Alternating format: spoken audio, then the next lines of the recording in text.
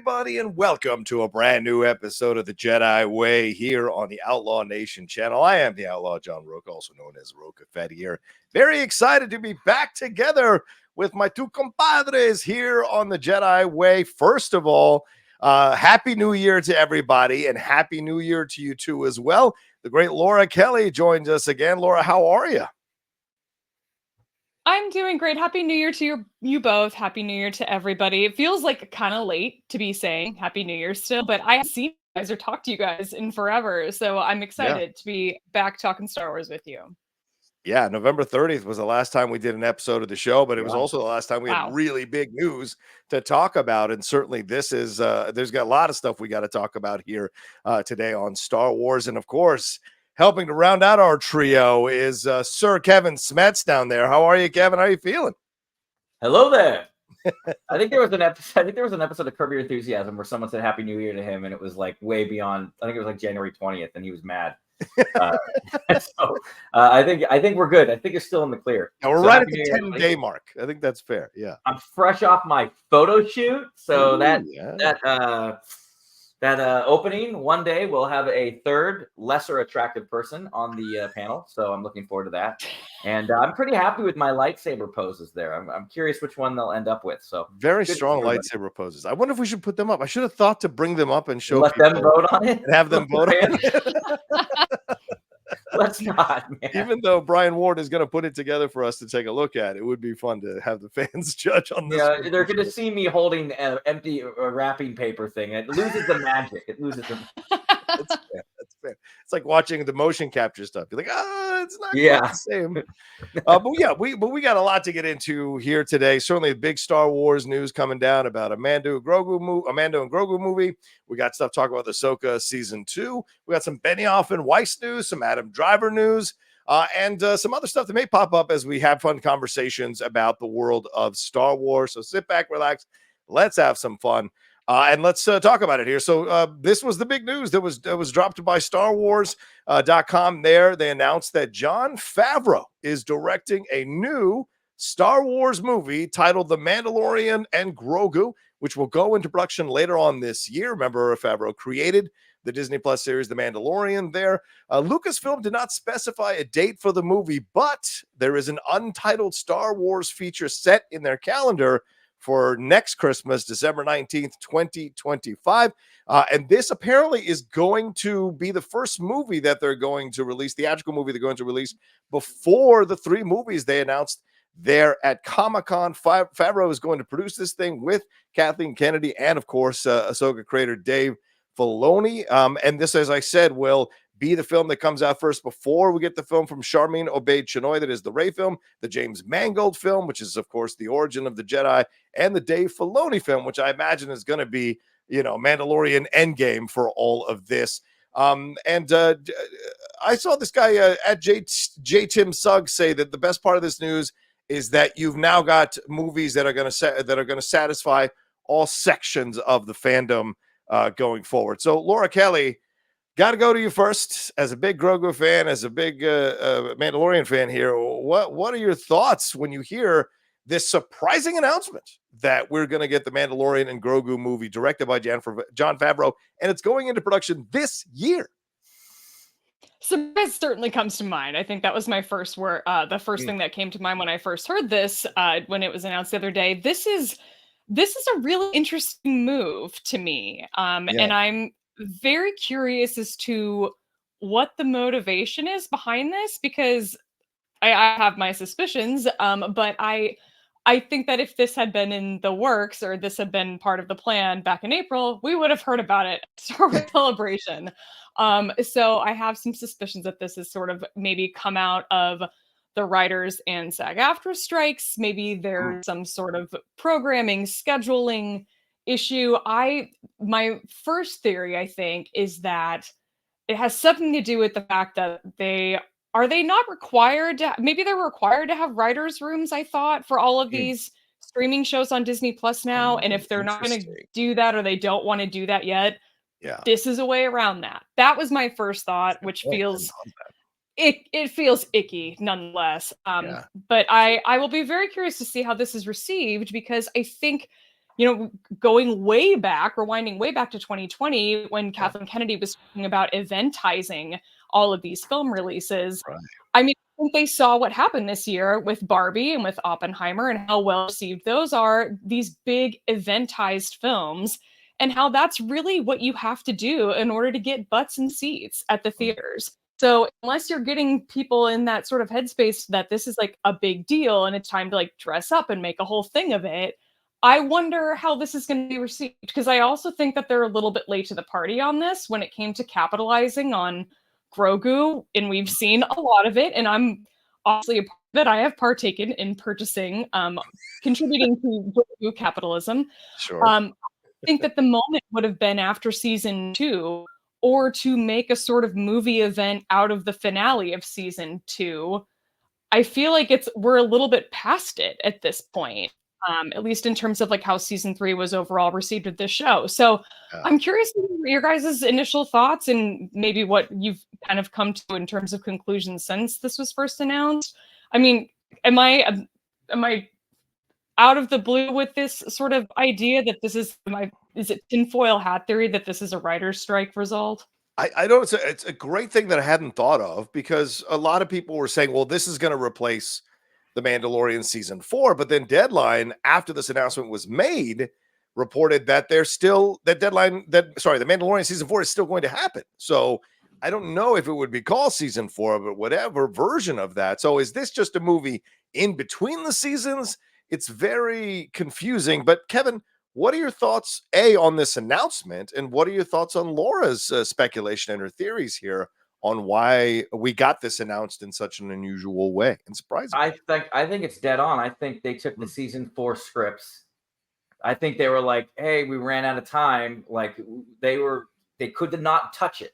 They couldn't touch any of those other movies. They couldn't touch the first Jedi Order movie. They couldn't touch the Rey movie. They couldn't even touch the Rian Johnson trilogy that we're never going to get. So they couldn't touch anything. But they had these scripts. I remember seeing it. Like I remember seeing somewhere where like Favreau had already written like either half of the season or all of the season, like, or they had it mapped out. Yeah. So I think in my heart of hearts that Laura, you're right. I think that once the strike went on past a certain threshold, we're like, we're not even going to be able to prep this in time. And I think also that because of that, they were like, but they already have a working. They were able to start doing pre-production on stuff. I mean, not like illegally, but like because they already had a script, right? That they might have been able to kind of move it forward a little faster, especially like when the strike was over. Then it's like, it's not like, okay, now let's get to writing it. If most of it was written and they were able to just condense it, like, had a weekend up at Skywalker Ranch, not a weekend, you know what I mean? Yeah. So I think that it might be something to do with that. I don't think it's any nefarious things. I think the only thing too is I think that right now, that Grogu and Mandalorian have a warmer response right now than the sequels did. So maybe they're like, hey, let's not let's not have our first movie out of the gate be, tied to the sequels. Maybe they're worried about the backlash from the sequels and Rise of Skywalker and it's all the drama there that we don't need to get into as far as the Last Jedi and just how all of that kind of unfolded with the sequels. That maybe they were like, well, we have a proven commodity. Everybody's loving The Mandalorian. Let's do that. And then they're going to also use it as, think of this movie, if we're talking about Endgame, think of this movie as basically Iron Man. And it's going to set the tone. It'll probably be a solo adventure, duo adventure with Grogu and The Mandalorian. Right. And then moving forward, by the time we get to the end of it, they'll start setting things up for the greater movie, which will be the Heir of the Empire, Filoni Endgame. That's what I think is going to happen. The only thing that bums me out about this, and it's the only thing, is that The Mandalorian and Grogu confirms now that The Mandalorian title is about The Mandalorian. It's about Din, right? Remember there was some theory. Right. I like the theory that at the end of the series, you were going to realize that The Mandalorian was always about Grogu, who was going to be indoctrinated as this Mandalorian with his Beskar armor and stuff. So that kind of confirms that, it's The Mandalorian and Grogu. So I like the title. I know people were hating on it. So I'm excited for it. And let's get butts back in the theaters. That's my thing. So this news came as a happy surprise. And I do think that, Laura, you're right. And Whether it's going to be the good call in the end depends. Maybe they needed more time on the Rey script, so you'll never know. They just had to adjust their schedule. What do you think, John? Yeah, it's a good. First of all, I think Laura hit on something that I had kind of been feeling, but wasn't sure how to articulate, and that is the timing of it. And by that I mean, look, Laura's absolutely right. Coming out of season 2 is the hype point of Grogu popularity, and it's even people who never watched Star Wars, maybe, or any of the current stuff, were like, "What is Baby Grogu? I want to know about it. What is this? It's so cute. I want to discover it." And the Lady Outlaw has not seen any of the Star Wars movies. She saw Grogu. I was watching one of the episodes, and boom, she hooked in because of the little baby Grogu. So those are the kinds of effects that it can have. But we've seen the reception to Mandalorian season 3, which wasn't altogether great. The reception to Ahsoka season 1 wasn't altogether great. The Book of Boba Fett wasn't the greatest reception, although people have gone back with Kenobi and appreciated Kenobi, reappreciated Boba Fett, which seems to be the Star Wars pattern. Hate, hate, hate, reappreciate, love. Why don't you love it? Now let's argue about this, So it just seems to be the pattern of Star Wars. But yeah, this seems like an odd one. And of course, on the heels of some of the backlash to Charmin Obaid-Chinoy being announced, and then the comments that she made, you saw the backlash, and people started to wonder if this was announced now at this time to kind of maybe get people back on board and get happy again.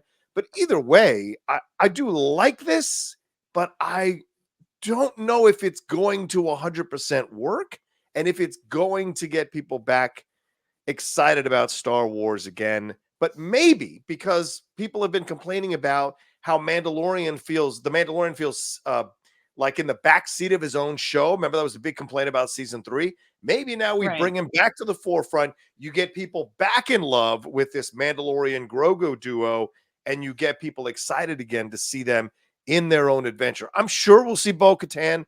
I'm sure we'll see Ahsoka in this film, and maybe Thrawn. But it's going to be a duo film, so maybe this is their attempt to get people back on board and falling in love with this duo. Do you think that might be behind the thought process here, Laura?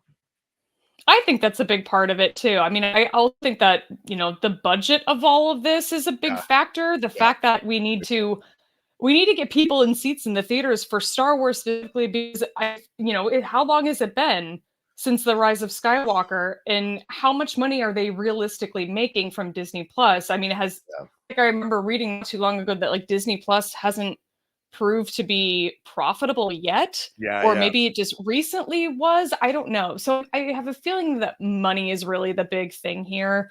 But yeah, I like to think that we'll hopefully get an all-star cast. I also love the idea of Bo-Katan and Ahsoka showing up in this show, or in this film, I mean. So I fingers crossed that we get at least, a couple of fun cameos, guest appearances. I don't know. We'll see. Well, I think that seems to be the way Star Wars goes.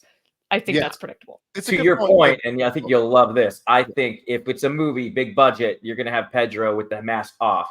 And he's going to have that mask off when he kisses his girl, Bo-Katan, in that movie. That's my prediction. You heard it first. But, dude, just get away from the volume. Shoot this like Andor, man. Like, it's got to feel. The main. Let me ask you, Kevin, before you go on. Let me ask you, because Jeff brought this up on the hot mic yesterday. So we're recording this yesterday, and he said that Iger has gone for. He announced he's going low. They're pulling back. They're going lower budgets. You're talking about getting out of the volume. You're talking about possibly practical effects, practical areas, real world areas that they're going to shoot in, kind of like old school Star Wars.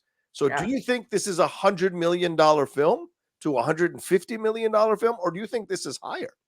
I don't want this to be like such a blown budget that like they're freaking out that they have to do so well to like earn their money back. But yeah, I mean, look, dude, like you can go at like the original movie, like he wasn't we might have lost Laura there, but the original movie.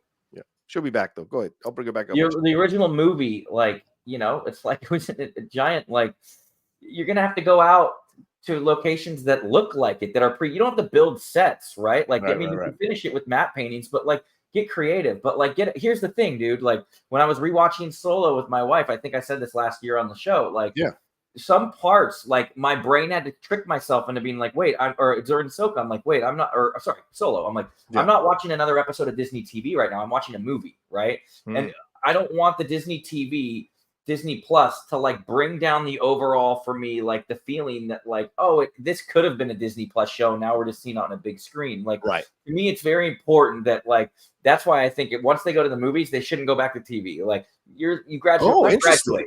Not that you graduate, because I love the right. TV just as much as the film, but the films need to feel like you're watching a film, whether that means shooting it on film or getting out of the volume as much as you can. I'm not saying the whole movie needs to avoid the volume, but like avoid Kenobi levels of use of the volume. Like at least like go to places like Andor. They were finding locations that were so beautiful that they barely had to do any work to it. If you think about it, like they were building like matte paintings and like miniatures that they were able to composite over it. So I think that why, to answer to your question about the budget, like I know that they're going to try to save money on the budget, but I think for the first movie out the gate, like if people go to that theater and then they leave and they're like, that felt like we just watched an episode on Disney Plus, that would be a very big negative. Like, so get out on location, make the set pieces feel as authentic and big as possible. The original did it in 1977. You know what I mean? Like George Lucas did it. So let's see them do it too, and keep that big feeling, so it doesn't feel like it all runs together. The second I watched Solo and it felt like, oh my god, for a second I thought I was watching a Disney Plus show. When that all comes together, then it becomes, I hate to say it, Star Trek, right? Where Trek has so many shows, then they had the movies. But if even Trek did it right, when the movies would come out, you could tell like, whoa, all right, they're working with a bigger budget here. It's not the Next Generation. This is First Contact. Right, they up their levels of production value. So just up it a little. So, I think that means staying away from the volume as much as they can. That's just me. What do you think, Laura? The two questions for you, Laura, real quick, and I'll ask the second question to Kevin after you finish with your thoughts on this. What do you think the budget of this movie is going to be? What would you like it to be? And what story do you think we're going to get? Have you gotten that far in your mind in thinking about about this movie coming out? Like, what is the story do you think that's going to be told here?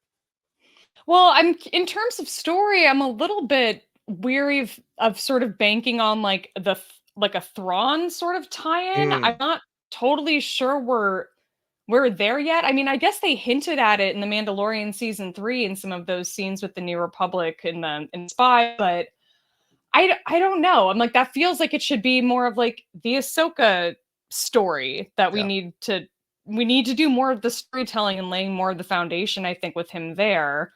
But I don't know. In terms of budget, I couldn't nail down an actual number. I'm not sure. I don't know if it's going to have... My worry, though, is that I think, at least with some of the points that Kevin was making, is that, if they do bring this out of the volume and they try to, shoot more on locations and outside with with natural lighting and things like that, kind of make this world feel a little bit bigger. And not as claustrophobic as the volume. I worry that they do that, and then they go back in season 4 of The Mandalorian back into the volume, and we're all like, oh, now it just looks all flat again. So I think there's a balance there that they have to strike, but I understand the want to get out of the claustrophobia of the volume. I imagine it's something that maybe some of the actors would want too. And every time I see like a behind the scenes of that, it kind of feels a little bit like, how are these people not getting motion sickness 24/7 when they're like in this space? It just feels like vertigo. It's insane. But in terms of the budget, I really couldn't say. I just kind of hope that it's not a situation with Solo where it just kind of barely makes back its budget and it takes a while to get there. And so everybody considers it a failure because it took longer. And I'm just kind of hoping that we can avoid all that conversation, frankly. Yeah, I mean, we saw in Andor, there were some incredible cinematic scenes in Andor when he's flying, when they're escaping, and that, whatever that Starfield thing was, that where they were having the celebration of the fireworks. That was an incredible shot of cinematography. That was very cinematic. So I feel like with these shows, because we were talking yesterday about it on the hot mic, we looked it up, the number, it's like $15 to $25 million per show on these shows. So clearly they're still, even though they're in the volume, they're still spending a lot of money to make these shows look cinematic. But you guys are right, there has to be that leveling up that makes it feel like a movie, not a glorified extended episode. So you've got to be able to walk that line. And Kevin, I think you bring up an excellent point. And if there is going to be another Mandalorian season after this movie, because we're going to talk about an Ahsoka season 2 in just a second, they've got to be able to make the transition down so that but not lose people who really enjoy the theatrical experience. What is the story that you think we might get here, Kevin, in this film? I think it'll be hopefully, like, I think they're going to go off on their adventures, right? Like, forgive me, it's been a while now. It was last year, but dad joke. Sorry, saying that all year so far, and I get about the same responses that I got from you two. At the end, and they're kind of going off on their own adventures, and maybe they'll help the Republic when needed. So I think that maybe I think that they're going to go on a mission together. Yeah. And then I think at the end, whether it's a post-credit scene or the last scene, that's when they're going to find out, like, oh, hey, like Hera will show up and be like, hey, it's like the end of Back to the Future. Like, we gotta go. It's about your kids. This will be like, it's about Ahsoka. We can't get to her, So I don't know what the timing will be like, but I think it'll be a solo film just to get the and they'll incorporate elements that we like, probably bounty hunters and stuff, but I don't think it'll tie too heavy into the overall the rise with the era of the Empire and all that stuff. But I think by the end it'll set it up. So I think they'll go on a solo adventure, which means they could keep the budget tight. Like, look, man, like, I'm not asking for them to do Logan in space, but if they kept it where, like, they had that, or True Grit, right, where it's the two of them on this journey that is largely about just the two of them, and then they have to overcome this challenge, and then they have to help other people or whatever. Do you think people are going to be upset if it doesn't tie into a greater narrative, if they go really, like, at first small, and then they start to grow outwardly by the end of the movie, like I said, where suddenly we get the events of Ahsoka that tie into it, like, hey, Ahsoka is missing, we got to go get her, you know what I mean? We got to go get her and Ezra. So what do you think? I'm down to see a roostered Cogburn Jedi. I tell you that. Yeah. I'd be down with that. I like that approach. Where are we going? This whole thing, though, I think you're right. I think the focus on those two is the story where you want to go. But I mean, Luke, Leia, we've seen a Luke in interacting with Grogu and the Mandalorian. We know we've had Ahsoka, but Leia's been mentioned. So is this where we cross that valley and we start to see the CGI version of them, or and I wouldn't say de-aged, but something like they made it look at the end of Mandalorian season 2? Would you guys be averse to that, I guess, is the question I would ask. Would that be something you don't want to open? Because I saw some people tweet this. Finally, we're leaving the Skywalkers behind. And I'm like, well, it's still during the time frame of the Skywalkers. I don't know how we're leaving them behind, So what do you guys think? Do you think we'll see them in the movie, or do you think they'll just be mentioned if at all they'll be mentioned? What do you think? I kind of hope they don't, if I'm being honest. But if they do it, I think Jon Favreau is probably the right person to do it. We've seen what he's done with animation and things like The Lion King. And so I think that if you're going to have anyone do it, maybe that's the way to go. But frankly, I don't know if I need it. And I kind of like the idea of them staying out of this story and really honing in on Grogu and Din Djarin and the sort of cast of characters we've already established around them. And yes, I understand we have seen Luke sort of in relation to these two. And I thought it was really exciting sort of getting the hints of Leia in Ahsoka season 1. Yeah. I'm not sure if I need to see them, but I can understand why there would be why they might be motivated to do that, to bring these original trilogy characters and put them on screen in modern day. I understand the desire to do that, but I don't know, Kevin. What do you think? Yeah, what do you think, Kevin? Look, it's very precarious because I like those characters. And if you can't have, like, if you keep throwing them in as CG and de-aged, like, it's just the technology's not there where they'd be able to carry their own movie, or right. So it'd have to be very minimalized, just like a quick scene, or like how Tarkin was in Rogue One. But there's got to be a certain point where you're like, let's just recast, because then if you get a good trio that work well together, you could have future movies. I know everybody wants to move away from it, but I'm just saying, if you strike gold and like lightning in a bottle, and you have a new trio that works so well together, and you have Sebastian Stan and Billy Lord and Alden, or no, maybe Alden was a young Han, right? So if you want to do an older looking Han, whatever. I'm just saying, it doesn't matter. People's preferences aside, my fear is with these new movies, the second they decide, no, we're going to keep doing the CG thing, like they're gonna always have to be really small characters because we're not gonna want to see Polar Express, a movie with the trio, you know, where they're CG the whole time. So yes, but we've advanced on CG since Polar Express. I think I've told you my hot take. Like, I think that if Carrie Fisher were given a choice, that she would have been like, well, you know, Duel of the Fates was all centered around Leia, right? And understandably, when she passed away, unfortunately, they wanted to pivot and move away from that because they felt like she was recastable. There wasn't recastable. I think in my heart of hearts, and I can't speak for it, so I'm not going to say it for sure, but I think Carrie Fisher would be like, no, silly, recast. Get one of my friends, get Meryl Streep to do it, get someone to do it. Let's let Leia have her story be told, right? And so but instead they rewrote it, and now they have Rise of Skywalker, where it's deleted scenes and repurposed footage, which it's fine. Like, I didn't hate the movie, but you could still tell for me, just in my eyes, like they publicly released a deleted scene from The Force Awakens. It's on one of the Blu-ray versions or whatever. And they repurposed that line in The Rise of Skywalker. Never underestimate a droid. And that took me out of it so much because I was familiar with that deleted scene. But they did what they had to do, and I think that was honorable for them to do that. But I think Carrie Fisher would have been like, no, I want Leia to have her movie. Give it to another part. Let the Leia story be told fully. So my worry is with this new movie, if they don't recast, if they do it with CG, that they're going to be really they're going to kind of put themselves in a corner because they're not going to trust their CG. So they're not going to write, like, they probably will really minimize Luke, and Luke should probably be a big part to like help everybody, especially in Heir of the Empire. So trust new actors. Let's get new actors in the parts. I know that it's blasphemy, but I think that would be the way to secure future storytelling. Now, if we're going to move away from it forever, no more Skywalker, no more Han Solo, no more Leia ever. We're going to finally move away from it after this Filoni-verse Endgame. Then if you want to do CG to keep everything in line so it feels like you're looking at the same people every time, that's fine too. But they're going to have to make a decision soon.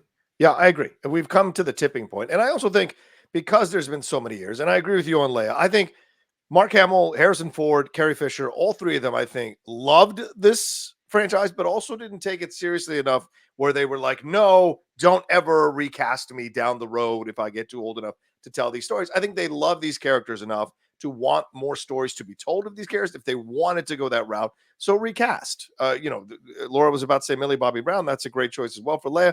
There's possibilities. We already had a young Leia in the book, in the Kenobi series. So that's kind of these little things they've been doing step by step to get people accustomed to the possibility, I think. And as fans are getting older, less and less, I think, and this is my opinion, maybe some people disagree with me, and of course they will, because everybody disagrees with everybody in the Star Wars thing, like that people don't have the same reverence. The newer generations coming into Star Wars may not have the same reverence for Luke and Leia and Han as other people 100%. Do. So they're more accepting of a recasting or going down that path. That's why I think The Flash didn't do as well as it could have, because I freaked out. I mean, there's other reasons too. That's a whole nother hour conversation. But again, Michael Keaton is like the Batman, like we are all geeking out about it, right? But nobody went to see it because this new generation of people that are paying money and going to the theaters, like they probably would have been front in line with Christian Bale, right? Like Batman was, like Keaton was for a lot of people's Batman. Bale, it's like you said, it's like generational. Like maybe people will be a little more forgiving, but then there are those gatekeepers that will also not be happy if you do a recast. So.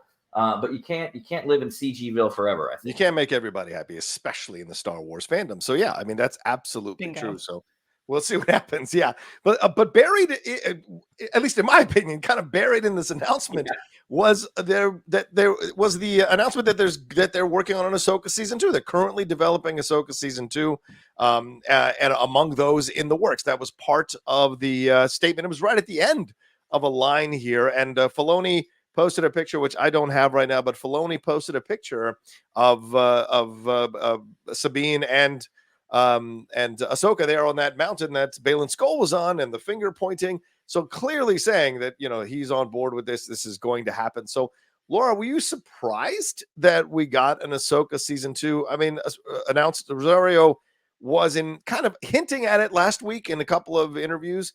So did this kind of catch you by surprise? And the way it was kind of tacked on, did this kind of surprise you a little bit too?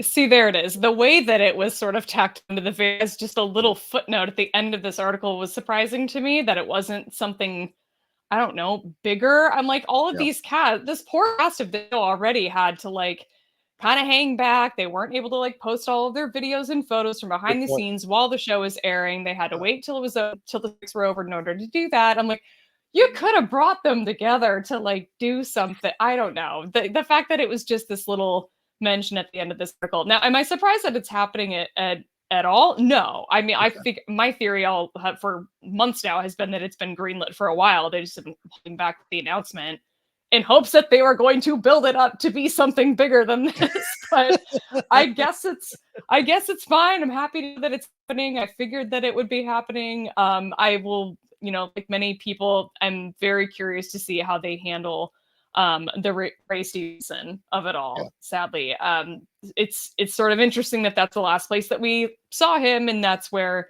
this image that Filoni drew is on the sort of fingertip of the Mortis God. So I'm looking forward to it. I liked Ahsoka season 1. I'm excited for the prospect of a season 2, but this was an unusual way to go about announcing that those things are happening. What do you think, Kevin, of this announcement being tacked on at the end of the sentence? It says the Mandalorian and Grogu will lead Lucasfilm's ongoing feature development slate, including films helmed by Sharmeen Obaid-Chinoy, James Mangold, Dave Filoni, who is also currently developing Ahsoka season 2 among those in the works. Among those in the works, not even separately to and we are also working on. It's like, let me throw it in with the rest of the stuff. So did this give you an indication of how they felt about Ahsoka season 1, some of the tepid responses to it? Or was this a matter of like, well, it's really, really early in the process, so we're just going to announce this kind of casually and then see where it goes from here and wait till we do bigger stuff down the road to promote it? What do you think? I think it's like when I tell my daughter she can't have an ice cream cone right now, but hey, like you could have some strawberries. Like people aren't getting Mandalorian season 4 right now in the theater or on Disney Plus. No, Disney Plus, but right. You're still gonna have. I think it's just to let everyone know. Look, we're not stopping with the TV shows. And here's an example. We're gonna get you Ahsoka. And I think it's just so early that they don't have any info for it. But I think it's literally like well, okay. I know that there's going to be some of you that are disappointed that you're not getting 6 hours of Mando content. You're only going to get 2.5 or whatever. Yeah. So, but just so you know, we do have Ahsoka. So the Star Wars TV, it's still on the way. We got no info. So I think that's how they try to sneak it in. Okay. And about Baylan, that's the other thing. Like what are you going to do? If you recast Baylan, you should be able to recast the original trilogy. That's what I think. Wow.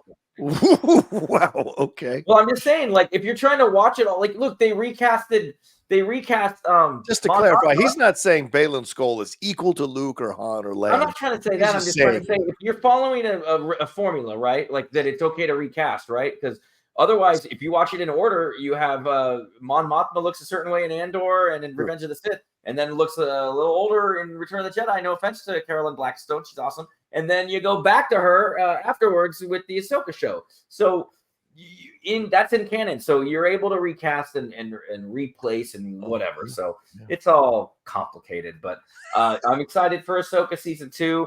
I might be in the minority. I hope that they minimize Hayden, or if not, have any of Hayden, because I think Hayden watching with the smile like wrapped up his ghost arc. Maybe we have more holograms or anything like that, but I don't think she should be struggling over it anymore. And I think that he doesn't, as a ghost, needs to feel like, I think that smile at the end is like, oh, I trained her well. She's going to be okay, even though they're on a completely different galaxy. But I digress.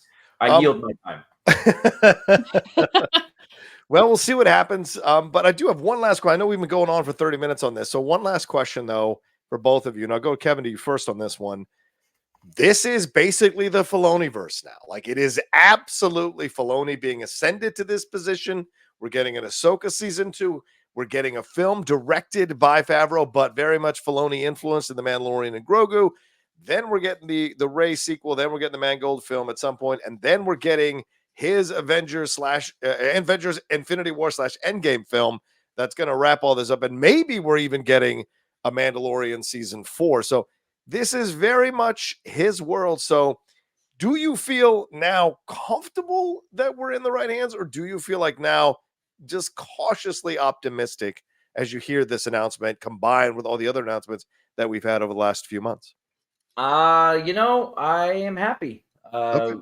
Filoni is one of those, for the purists that want to make sure that it's to George Lucas's vision. There's no one better than Filoni as far as he was literally his apprentice, master and apprentice. So, when he had the cowboy hat, he was working directly under George Lucas and probably spent hours upon hours. You spend that much time with someone, you really do ingrain on what they want for Star Wars. And I'm sure he's on speed dial. So I'm not going to go as far as say, I know it's going to be great. And, people are, for me, I've always been a little more forgiving. I like all the movies. I mean, everybody says I have no voice because Kenobi's my favorite show, but it was. Sue me. I like Star Wars. I think there's nothing wrong with it. It was your opinion. And even Book of Boba Fett had its qualities that I liked about it. He rides a Rancor. That's awesome. I'm a kid, played with those toys like that. But yeah, I think Filoni, he was Clone Wars is some of the best content ever, especially when you rewatch it. Like, it is so good. And so I think that, I don't know how he's going to be necessarily as a filmmaker. We'll see, as far as that his movie goes. But the Filoni verse, as far as him being the caretaker and the Kevin Feige of Star Wars, I feel quite confident about that. What do you think? Okay. Leah, Laura, what do you think? I hate that term. The Filoni really don't. Okay, fair point. Yes, I do not care. I'm just now kind of coming around to Mandoverse, which is fine. Filoniverse is just.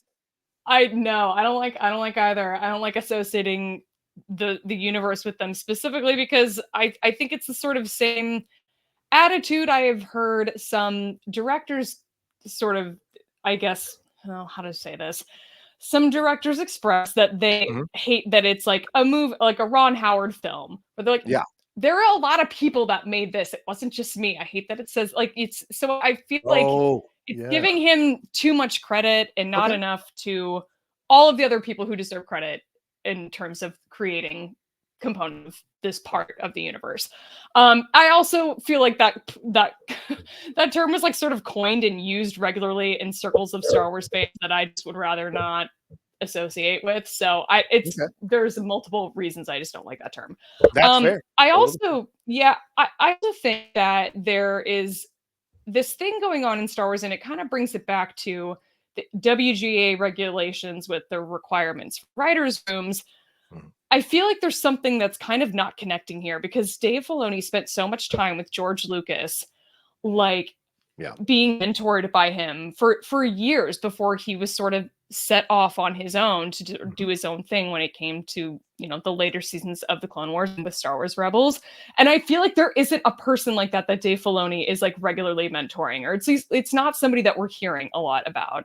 Yeah. And that's weird to me that there isn't more focus on trying to bring up the next generation of storytellers, or if there is, that they're just not promoting that as much. I would like to, I don't know, as a fan, be sort of brought into that because it was really rewarding actually to see Dave Filoni come through the ranks at Lucasfilm and then get to where he is now. Yeah. So I don't know. There's a sort of two-pronged approach where I don't really like that term, but I kind of hope that they start kind of showing us some of the other people and giving us some other focus on these other storytellers, whether it's, Rick Famuyiwa or any of the other directors and writers that are brought into this, hopefully other writers that are brought into this, because exclusively for the most part has been Filoni and Favreau, but just my opinion. Yeah, no, I like that. I agree with you. We need more voices in Star Wars. We need more perspectives in Star Wars. And we need more of an approach to Star Wars to give it just different stories. And they still haven't announced, and I know Laura's not necessarily waiting on bated breath for this, but they still haven't announced an Andor season 2, which is driving me nuts when that's going to come out. So it's driving me nuts. So we need more and more of that. And hopefully it'll open the doors as they establish themselves in the theatrical world again. It'll open the door to more of these voices coming in as we go along with Star Wars, because it is going to happen. It is going to happen. And so, which is a good thing. I think Visions is such a great example of what you can get when you let other creators come in, right? And do their version of Star Wars, why they love Star Wars, why they're into Star Wars. And and it's not canon. So mostly, so you get to just enjoy it and have fun with it. Kind of a what if for Star Wars. And it's a blast. It's an absolute blast to see the different interpretations. So I'm a big fan of opening the door rather than closing the door or gatekeeping or, being negative about it. Let's open and see what they've got to say. And let's see the product before we judge it. That's also super important as well. All right. Anyway, let's take a break, and we're going to jump into some more stuff here in the back half of the show right after this.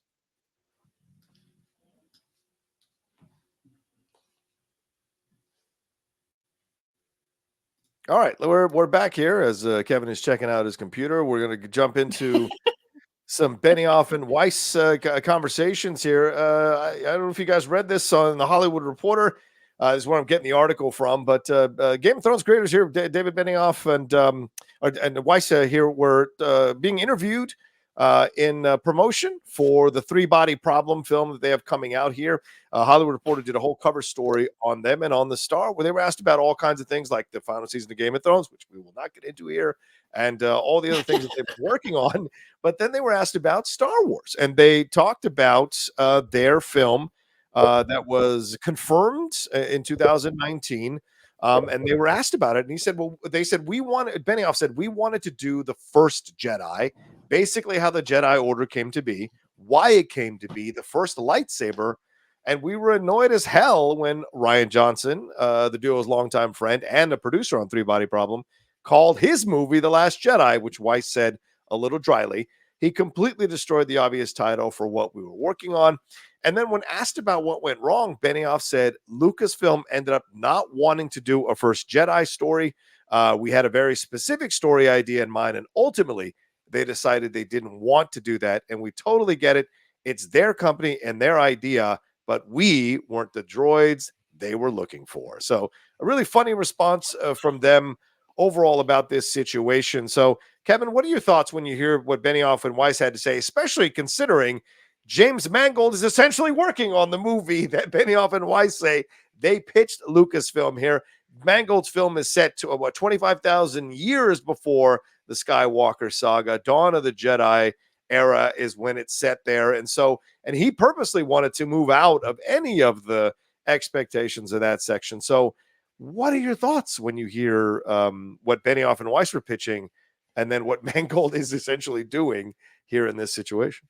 I would have been stoked if they called the movie The Last Jedi. I would be like, cool, and then we're the first Jedi. Like, it feels like it would be on brand. Okay. Do I sound better, by the way? Yeah, you do. Go ahead. Mic location. It's a shame. Like, those are some good filmmakers there. And it's funny. I think, Laura, you had texted. I'll let you say it for when you speak about it. Like, you texted something funny about it. It's like, yeah, like, it's like when if you're dating someone and they're like, you know what, I don't like short guys. This is a problem that I probably had a lot when I was younger. But I don't like short guys, so I'm gonna break up with you. And then the next guy she dates is shorter than me. Then I'd be like, what? You just said you don't like short guys. Like, maybe, like, be honest. Why didn't you want to date me? I feel like I'm bringing up old shit. Well, we're working it out here on the show. I'm working it out here.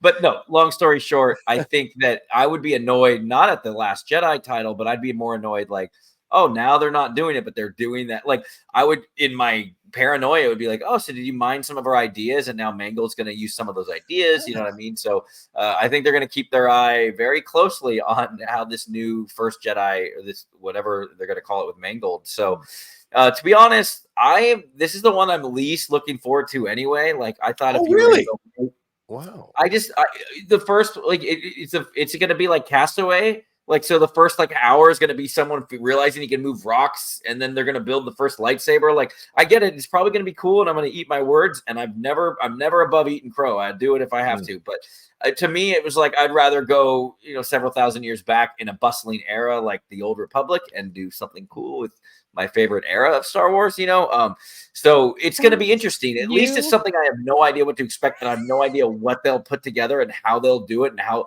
will it be like that 10,000 BC movie, right? Like, what's it going to be like? So remember that movie? 10,000. Yeah, but you think we're going back to like the first species on the planet or something? I think. Well, what do you think? It's the first Jedi. We're still civilizations 1,000 years ago. I think maybe they're saying like there's still going to be a very bustling thing. It's just fine. The guy will be on a subway, and he'll be like, "Oh my god, I need to catch the door," and then he makes the door open himself, but it's not automatic doors; it's the Force. Yay, First Jedi! No, it's going to be old school on an island, probably Octu. That would be sick. Octu, bring it on there. I don't know. There you go. What do you think, Laura? Sorry, and make sure to say what I mentioned. No, that's okay. Yeah, no, the funny tweet that I saw today in reaction to this made me laugh was from at the Gaze Electric, and he basically was just like, Lucasfilm didn't want to do that story, and then Lucasfilm and Asterix currently developing that story. And it just made me laugh because I'm like, this is hilarious. They literally had this conversation and decided to move forward with this anyway. And I had to go back and look to back when this was first all announced in April at Star Wars Celebration, because I feel like I remember hearing some of this exact verbiage spoken, where Kathleen Kennedy said in an article, I'm reading this on Yahoo News, Movie News. Kathleen Kennedy also stated that the film is looking to explore, quote, the first Jedi to wield the Force. She literally said it, the first Jedi, like said the actual title after they had already, we didn't even know at that point, but Benioff and Weiss had wanted to name the first Jedi. I'm like, what a smack in the face it must have been for those guys. If they're like hearing all these nerds tweeting from London in April about the first Jedi movie, and they're like, wait a minute, that was although they didn't want, okay. It's not the most original, like the first Jedi. I get it. It's like not. The last, what, the Mandalorian and Grogu is original. It's not. It's like Butch Cassidy and the Sundance Kid, guy.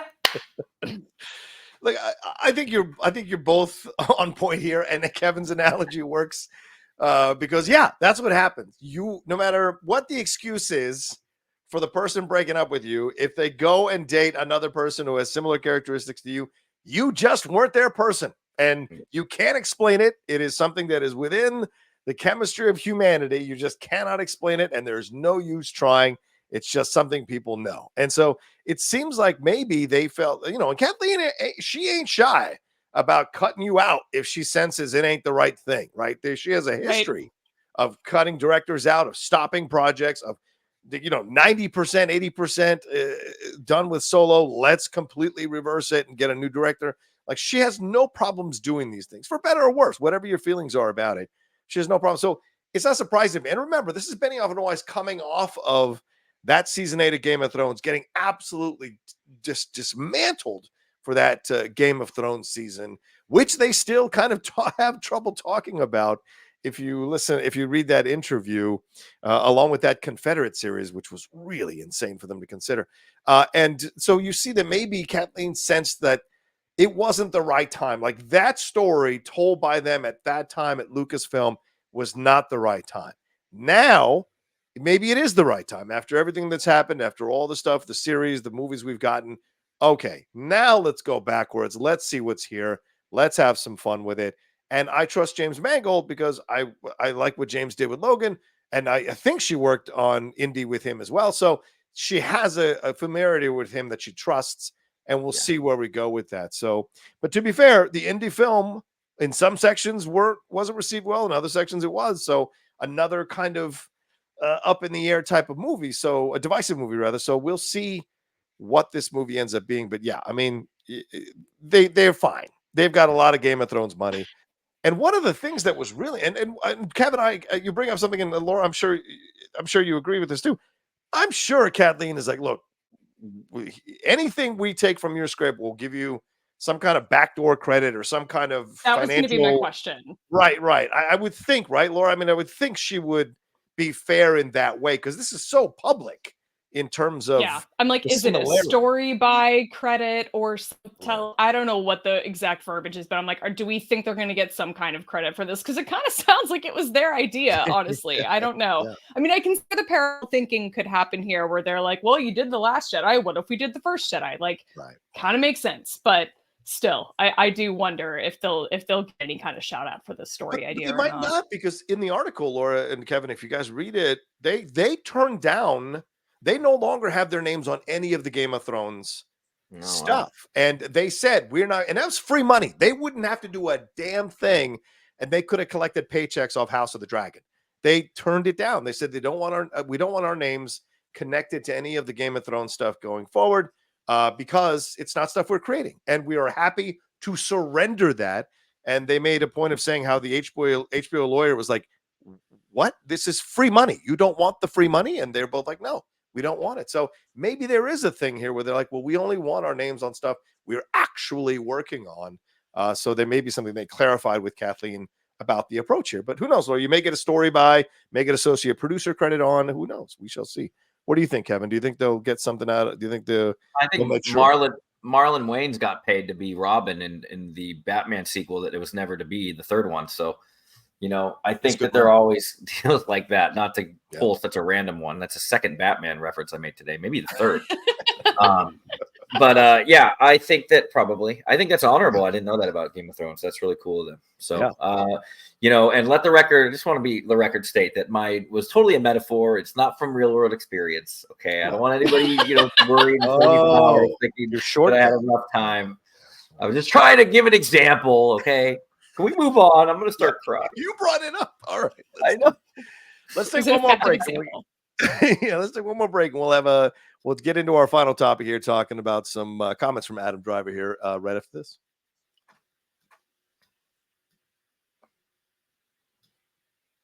All right, y'all. Adam Driver is back in the news here. Let's talk about it. He was on the Smart Less podcast, which is the podcast with Will Arnett and Jason Bateman and Sean Hayes here.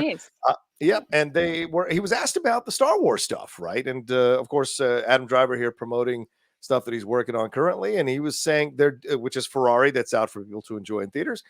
He said, when asked about Star Wars, about Kylo Ren coming back, he said, they're doing stuff, but not with me. I'm not doing anymore.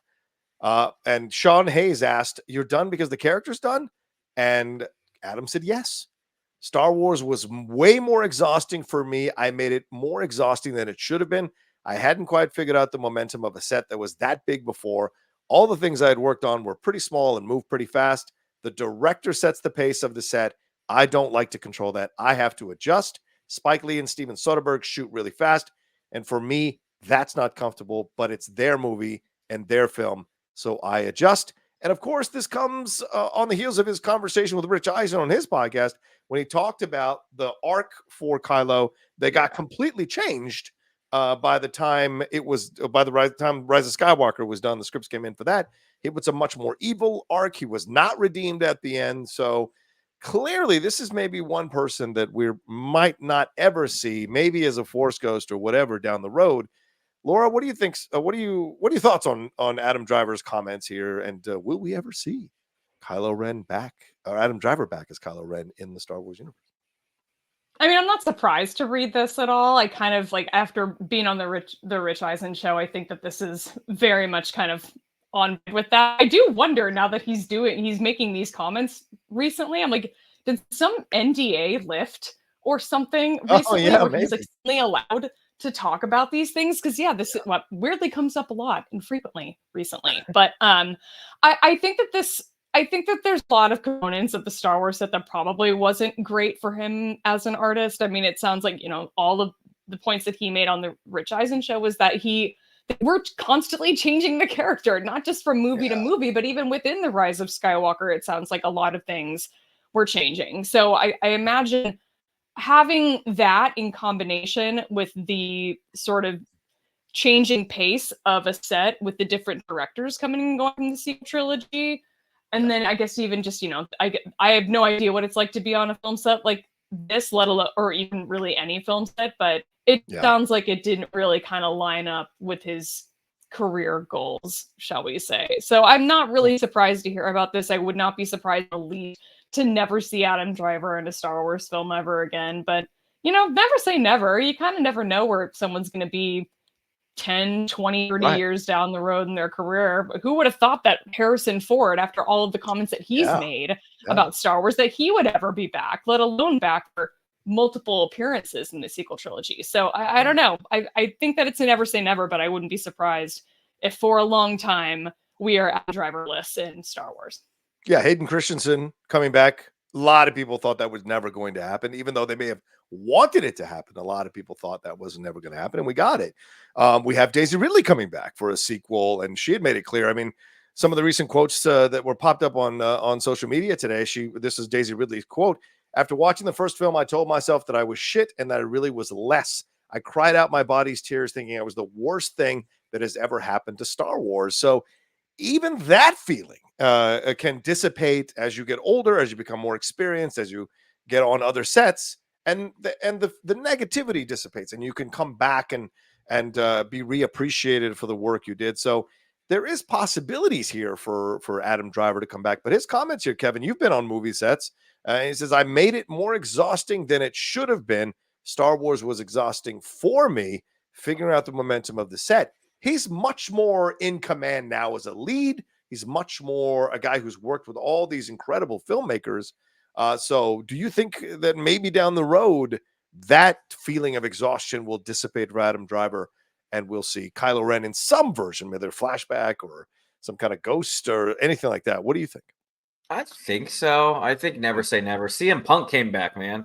He's calling the place home that like he denounced for 10 years. So, and I love CM Punk. So I was happy to see him back.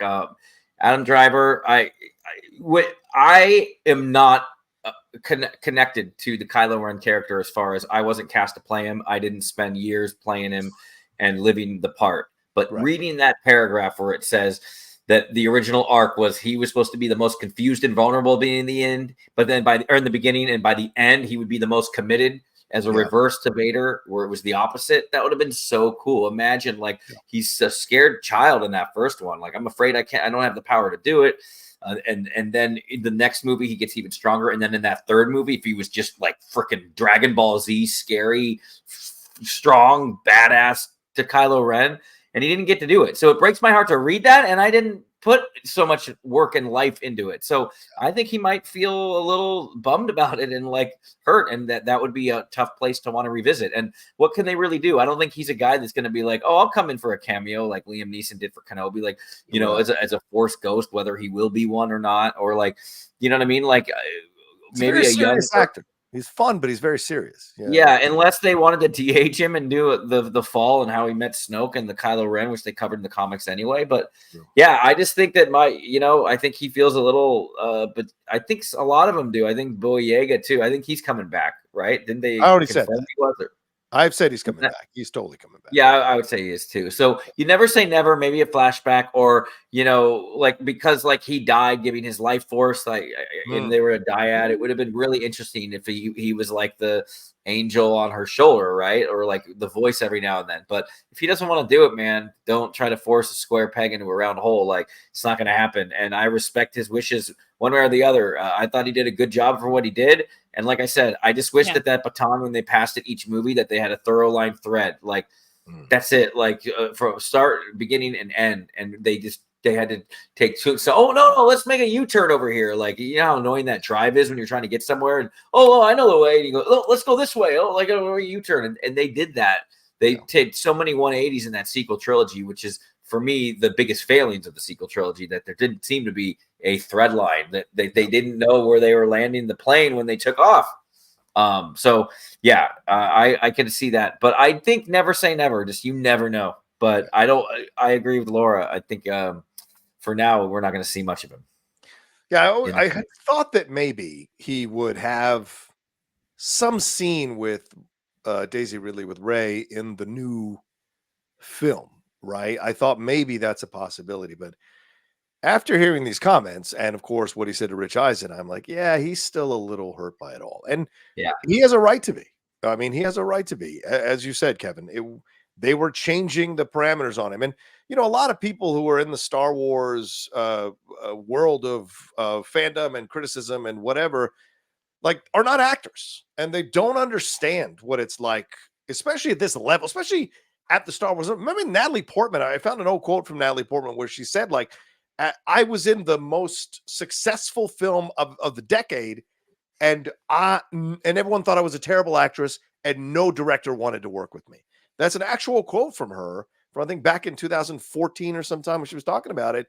And so it's very much a law of diminishing returns sometimes when you get involved with Star Wars, because it can be thankless and people come after you, people question you, criticize you. And yes, you make all this money, but I don't care what anybody says. When you're an artist, you're creative, money does not replace that feeling of accomplishment or success that you got it right and that people appreciated the work you did as an actor. I know people kind of tear apart award shows, but I think those are those places that certain actors go to feel that stroke a little bit and validation for the work and the time they put in. If you're starting with a character and they keep changing the character every movie, that really messes with you as an actor because you feel an ownership and you've laid groundwork emotionally for this arc and you keep changing. So now I have to reassess what my emotions were, reassess what my groundwork. So it just messes with an actor. So it sounds like Adam is still a little upset about what went down, and rightfully so. And so, but maybe down the road, as Laura said, those feelings can go away and maybe something will open up and there's a possibility. I think people would be very excited to see Adam back as Kylo Ren, because a lot of people love Kylo Ren. So yeah, we will see, but clearly still a little upset about how it all went down. All right, well, let's wrap up. We're at the hour mark. Anything more you two want to say on this, or shall we call it a day? Okay, all right. Well, thank you all so much for hanging out with us and watching this episode of the Jedi Way. We are back now to be doing the show whenever big news pops up, and we'll have some fun conversations about all this stuff here in Star Wars. And we thank you all so much for being such big fans of the show in 2023. And here we go into 2024. Look for more announcements from us about what's going to be happening for the show as we go on down the road here in 2024. Kevin, another fun show. Please let people know what you got going on and what's going on in your world, brother. You can follow me at Kev Smets, also at Kotor_trilogy. Look up the Kotor trilogy on the YouTube channel, and you can search Revan movie. The Revan Convergence movie that we have going. It's a multiverse Star Wars movie. It's going to be pretty wild, pretty fun. That's underway. It's probably going to be released in the next 4 months, I would say. So we dropped a new trailer. It's doing pretty well over on the channel. Nice. Just search Kotor movie trilogy or Smash City Studios. You could find us there. You can find me at Kev Smets, and you can also find me on the Scoundrels Inc. channel, talking more like kind of countdowns and kind of discussing random tidbits in Star Wars that are kind of non sequitur to news or anything like that. So yeah, that's it. And it's great seeing you too. It's been too long, and I look forward to the next one. And Happy New Year again to everybody. And I can't wait to see my new pose. What pose they ended up. This is like golden time. It looks like that's Padme's apartment right back there, actually. Is that? Oh, yeah. Yeah, right there. Yeah. Wait till the N1 Starfighter goes by. Imagine if you're in one of the apartments and then you're seeing the chase go by from episode 2, Zam Wessel, and then Obi-Wan hanging on that thing, and you're like, what the heck's going on back there? Anyway, so a whole movie happening back there. I know, right? Yeah. This is why. Laura, always great to get back together with you and do this show. We started this thing a while ago, and it's always fun to see you. Please let people know what you got going on and where they can find all the stuff you're working on here in your world. Yeah, I've been enjoying a little holiday hiatus from social media, but no doubt I will be making my way back there soon. So you can find me on Twitter and Instagram at shadow_Laura. And you can find the podcast that I host with my friend Alice, where we drink wine and talk about Star Wars, on Twitter and Instagram at Force Toast Pod. Oh, hey, do you have a recent episode? Did you guys cover it, or you wrap it? Or you start? No, we've been on a little holiday hiatus too. It's been lovely, to be honest. But we're actually supposed to record this weekend, so we'll hopefully have a new episode out this coming Tuesday. Awesome, sounds good. As for me, at The Rocha Says on Twitter, Instagram, and TikTok, the Outlaw Nation on Twitch, and please subscribe to the Outlaw Nation channel down below. Marching towards 50,000 subscribers. Come aboard the train and help us do that by clicking subscribe, clicking that bell button, and down below leave a comment on all the things we talked about. What's your thoughts on the Star Wars announcements for these movies and for this movie and season 2 of Ahsoka? Benioff and Weiss's comments, Adam Driver's comments. Let us know your thoughts on all of it down in the comment section below. Keep it respectable, keep it civil. Disagreements are always fine. Just be respectful when you put in your comments, or I will delete it or block you from the channel. That's just how it works. So try to keep it as toxic free as possible here on the Outlaw Nation. So, all right. Well, thank you all so much. Take care of yourselves, and we'll see you next time with another brand new episode of the Jedi Way. And Laura, what do we have to tell them as we wrap up? Always remember, your focus determines your reality.